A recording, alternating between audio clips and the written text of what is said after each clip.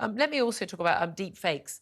Taylor Swift, very much in the news over the weekend, when a multi-millionaire superstar has horrible pornographic deepfakes made of her, purporting to be her, which some people will believe are her. Just seeing those images would have been distressing for her. But she, of course, has a network of fans who were able to notify social media and insist these images got taken down, not before many would have seen them.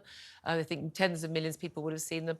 And the White House say they want to act. Is it too late to act on AI and deepfakes? They've been around for a bit. It's not just an issue of porn and revenge porn and that. It's also an issue for elections. We've got the biggest number of elections in the world ever this year, including, the UK, obviously most important, the US, India, Russia pretending to have an election and elsewhere.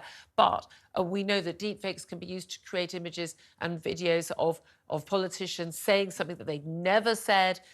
People see it, they think it's true. The news report saying it's not true doesn't get the same sort of contact with the public. This is a real risk for really distorting our democratic processes. It is, especially when you look at where younger people get their news from, and it is likely to be social media platforms. By the way, they need to stop doing that.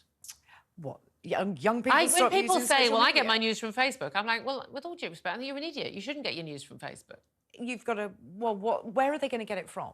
This is reputable news organisations who at least could be held to account. And that's what we would hope. We're all biased, of course, even the ones like the BBC who think they're not. But at least, there are some checks on what you can say and what you can do. And the attention span of a teenager is not very long. They're not going to listen to a news report. They're not going to read a newspaper, sadly. And I really wish that they would. And a selection I'd rather they knew nothing than they got it from TikTok. But there's your problem. Although, as my team keep telling me, apparently I'm very big on TikTok. I'm not on TikTok because it's Chinese owned and no one should be on it, but apparently. Is it a deep fake Julia on TikTok? It's not me. It's not me.